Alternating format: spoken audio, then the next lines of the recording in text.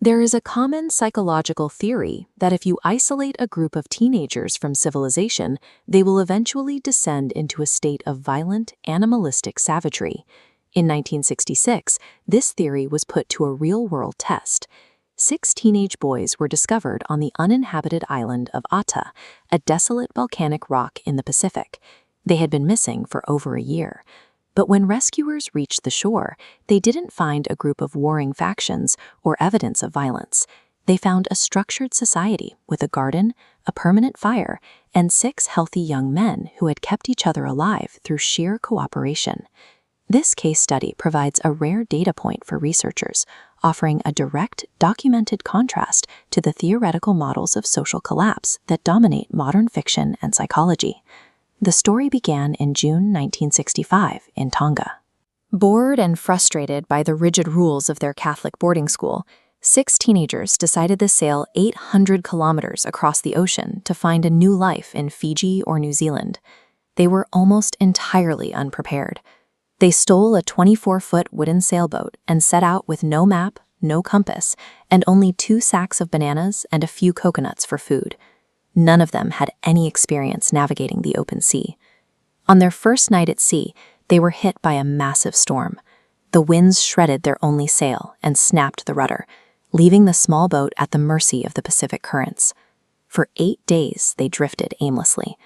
With their food gone and no fresh water, they were forced to catch fish and drink the raw blood to stay hydrated under the tropical sun. Without a functional boat or a way to communicate with the outside world, the boys were now completely cut off from the social safety nets and laws of civilization. On the 8th day, they reached Ata. It is a volcanic plateau with sheer rock faces rising hundreds of feet from the crashing surf. There is no sandy shoreline, only jagged reefs and vertical cliffs. They managed to climb the volcanic crater, where they found the remnants of a village that had been abandoned a century earlier. They discovered feral chickens and wild fruit, providing them with a sustainable source of food. Starting a fire required intense physical effort. A boy named Kolo spent hours rubbing sticks together until his hands were raw and bleeding, eventually producing a single spark. They made a pact never to let that fire go out, keeping it burning for the next 15 months. While they had secured the basics for biological survival, the longer-term threat was the psychological toll of isolation and the potential for internal conflict. To maintain order, they worked in pairs, rotating through 3 shifts: foraging, guarding the fire, and standing watch. They also developed a system for conflict resolution. If 2 boys argued, they walked to opposite ends of the island until they calmed down. Beyond physical survival and labor, they had to address the mental health challenges of their isolation. They realized they needed ways to keep their spirits from breaking during the long, agonizing months of silence. They fashioned a makeshift guitar from a piece of driftwood, a coconut shell, and wires salvaged from their boat. Every evening ended with music and prayer, creating a consistent cultural ritual that kept the group connected.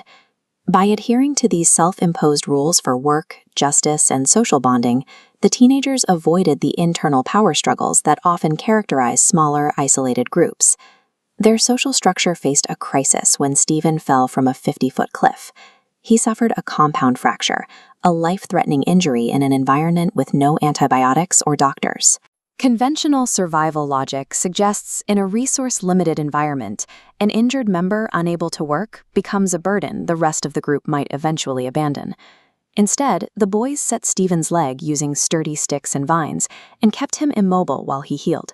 For several months, the other 5 boys took over all of his duties, ensuring he was fed and cared for until he could walk again.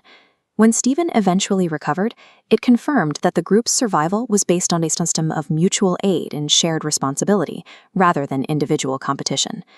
On September 11, 1966, Captain Peter Warner noticed a patch of burned forest on the island and moved closer to investigate.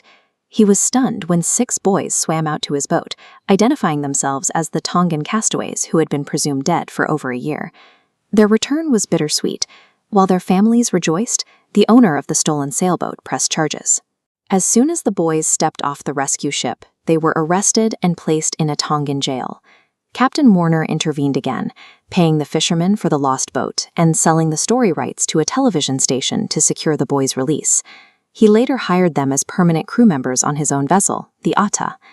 The boys of Ata Island demonstrated that when humans are stripped of modern civilization, our most effective survival strategy isn't a descent into violence, it's the ability to organize, empathize, and cooperate.